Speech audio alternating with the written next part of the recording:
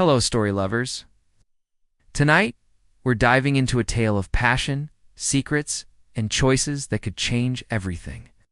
Hearts will be broken, love will be tested, and every twist will leave you on the edge of your seat. Comment below where you're watching from, and if this story moves you, hit like, subscribe. Share it with someone who loves a powerful love story, and tap the bell so you never miss the next thrilling chapter. Ready? Let's begin. Asterisk, the rain hammered against the floor-to-ceiling windows of Nathan Cross's penthouse office like bullets against armor. At 32, he commanded an empire that stretched across Silicon Valley, but tonight the weight of his billions felt more like chains than freedom. The amber glow of his desk lamp cast sharp shadows across his face as he stared. At the phone in his trembling hands, one call. That's all it would take to destroy everything he'd built. His fingers found the familiar contact, and before he could stop himself, he pressed dial. Nathan, Olivia Chen's voice cut through the static of his panic. It's past midnight. Wrong? He could picture her in her small apartment above her wedding planning boutique, probably surrounded by fabric samples and sketches. The same Olivia who'd known him before the money, before the fame, before he'd learned to weaponize his smile. I need a favor. The words tasted like ash in his mouth. Silence stretched between them, filled only by the storm outside and the thundering of his heart. What kind of favor? Her voice carried that familiar note of caution. The same tone she'd used when they were kids, and he'd suggested climbing the old water tower. Nathan closed his eyes, knowing he was about to cross a line they could never uncross. I need you to marry me. The phone slipped from Olivia's grasp, clattering against her hardwood floor. When she picked it up again, her voice was barely a whisper. Nathan, what the hell is going on? Asterisk, the all-night diner smelled of grease and desperation, fluorescent lights buzzing overhead like angry wasps. Olivia sat across from Nathan in a cracked vinyl booth, her dark eyes searching his face for answers he wasn't ready to give. My father's will, Nathan said, his coffee growing cold between his hands. There's a clause I never told you about. If I'm not married by my 33rd birthday, everything goes to charity. That's in 3 months. Olivia's voice was flat, emotionless. 2 months and 16 days. She laughed, but there was no humor in it. So you call me at midnight like I'm some kind of emergency contact for your love life? Nathan flinched at the venom in her words. Liv, you know it's not like that. Do I? She leaned forward, and he could see the hurt bleeding through her anger. Because from where I'm sitting, it looks like the great Nathan Cross finally found something. His money. Can't buy, so he's asking his childhood friend to prostitute herself for his convenience. The word hit him like a physical blow. Don't. Don't say that. Why not? It's true, isn't it? Her hands trembled as she reached for her purse. I should leave. My mother is dying. The words stopped her cold. Olivia's hand froze on her purse strap, her brown eyes widening with shock. The experimental treatment in Switzerland, Nathan continued, his voice breaking. Insurance won't cover it. I need the inheritance. Liv. Not for me. Olivia sank back into the booth, the fight draining out of her like air from a punctured balloon. Nathan, why didn't you just tell me? Because I'm selfish. He met her eyes, and she saw the boy she'd known, scared and vulnerable beneath the billionaire's mask. Because part of me wants this. Part of me has always wanted this. The confession hung between them like a live wire, sparking with dangerous possibility. Asterisk, 6 weeks later. Olivia stood in the antique mirror of the courthouse's bridal suite, her reflection fractured into 1,000 pieces. The simple white dress felt like a costume, beautiful and foreign against her skin. Her hands shook as she tried to fasten the pearl necklace Nathan had given her that morning. It was my mother's, he'd said, his fingers gentle against her neck as he'd helped with the clasp. She wanted you to have it. The door opened and Nathan appeared behind her in the mirror. His black suit was perfectly tailored, but his eyes held the same haunted look she'd seen that night in the diner. Having second thoughts? He asked, attempting a smile that didn't reach his eyes. Every second since I said yes. Olivia turned to face him, and the space between them felt charged with unspoken truths. Nathan, what are we doing? Before he could answer, his phone buzzed. Nathan glanced at the screen and his face went ashen. What is it? Olivia stepped closer, close enough to smell his cologne, close enough to feel the heat radiating from his body. My mother. His voice cracked. She's in the hospital. Emergency surgery. Olivia's heart clenched, not just for his pain, but for the realization that hit her like lightning. We have to call this off. You need to be with her. No. Nathan's hands found hers, strong and desperate. We do this now, or we lose everything. The lawyers are already here. If we don't sign those papers in the next hour, the inheritance clause becomes void. Nathan, your mother is dying, which is exactly why I need you to do this. His thumbs traced circles on her palms, and she felt herself drowning in the intensity of his gaze. Marry me, Olivia, please. The courthouse bells began to chime, marking the hour. In the distance, sirens wailed like morning cries. I love you, Nathan whispered, the words falling between them like stones into still water. Olivia's breath caught. Don't say that now, not like this. When then? His voice was raw, desperate. When is it okay to tell your best friend that you've been in love with her since you were 17? When is it safe to admit that every woman I've ever dated was just a shadow of you?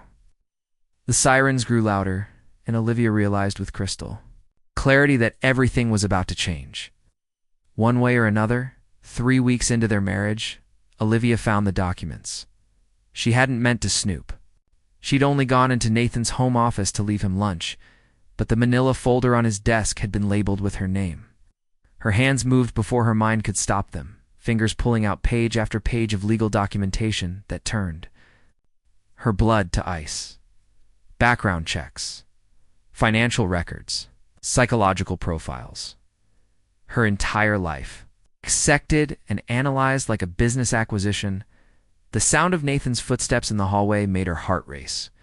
She quickly shuffled the papers back into the folder, but her hands were shaking so violently that several documents scattered to the floor. Liv? Nathan appeared in the doorway, and his face went white when he saw the papers at her feet. What are you doing? Learning the truth, apparently. Her voice was steady, but inside she was screaming. Long have you been investigating? Me, Nathan. How long have you been planning this? Nathan stepped into the room, his hands raised like she was a wild animal he was trying not to spook. It's not what you think. It's not. Olivia laughed, the sound bitter and sharp. Because what I think is that you've been planning to use me for years. What I think is that you researched me like a stock you were considering buying. The investigators were hired after my father died. Nathan's voice was quiet, defeated.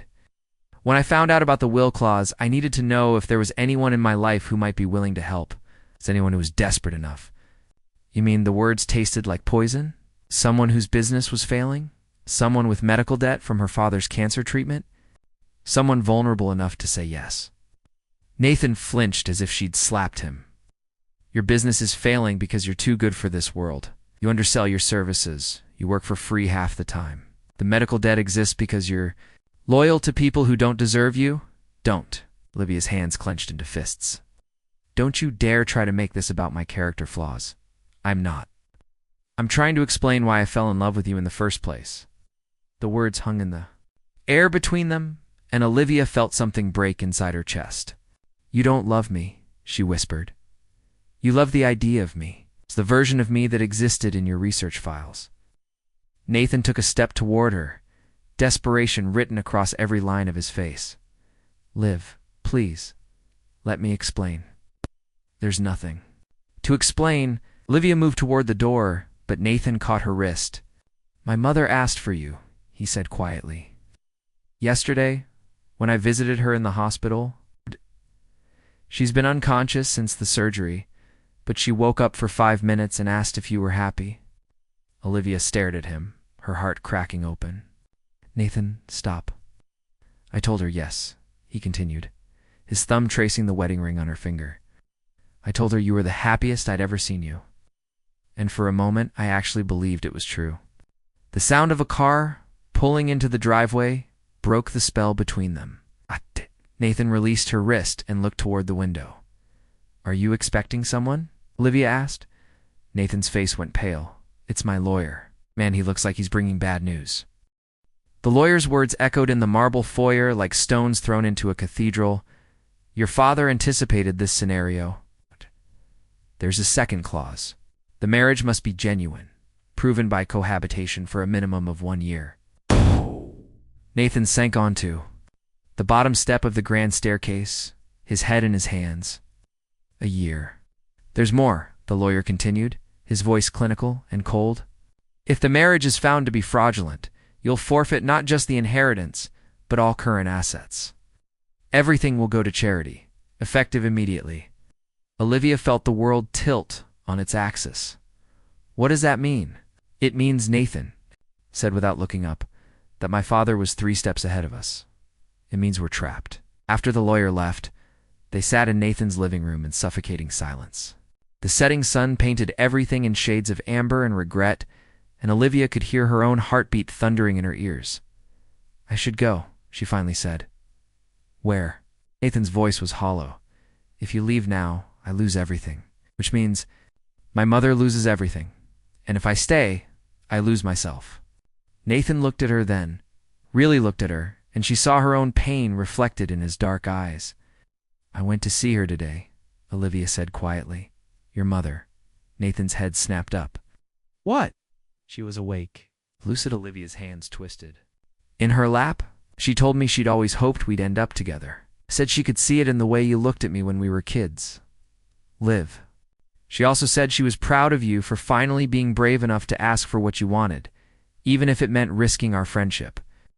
Nathan stood abruptly, pacing to the window. She doesn't know the truth, doesn't she? Olivia rose and moved. To stand behind him, Nathan, look at me. He turned, and she was close enough to touch, close enough to see the gold flecks in his brown eyes. You investigated me because you needed to know if I was trustworthy, but the truth is, you've trusted me with your secrets since we were 7 years old. You married me because you needed my help, but also because some part of you has been wanting to marry me for half your life. And you said yes because your business was failing, Nathan said quietly, but also because you've been waiting for me to see you as more than just a friend. The admission hung between them like a bridge neither was sure they should cross. So, what do we do now? Olivia asked. Nathan reached up and cupped her face in his hands, his thumbs brushing away tears she didn't know she was crying. We stop pretending, he said. We stop hiding behind contracts and clauses and childhood fears. We try to make this real. If it doesn't work, then we lose everything that matters. Nathan's forehead touched hers, but maybe we'll find something that matters more. Outside, the first snow of winter began to fall, blanketing the world in pristine white. Inside, 2 people who had been dancing around love for 20 years finally stepped into each other's arms. 6 months later, Nathan's mother passed away peacefully, surrounded by her son and daughter-in-law. She left behind a letter written weeks before her death that would be found tucked inside her favorite book. My dearest Nathan and Olivia, it read. I hope someday you forgive an old woman's meddling. There never was a second clause in your father's will. I had my lawyer add those words because I knew you were both too stubborn to see what was right in front of you. Love requires courage, my darlings. Sometimes we need to be forced to be brave. Nathan and Olivia read the letter together in the end. Hospital parking lot, holding each other as they cried for the woman who had loved them enough to lie. They would stay married, not because they had to, but because they chose to. They would have 3 children and 47 years together. And they would never again let fear keep them from speaking the truth. Some love stories begin with a lie. The lucky ones end with truth. The end.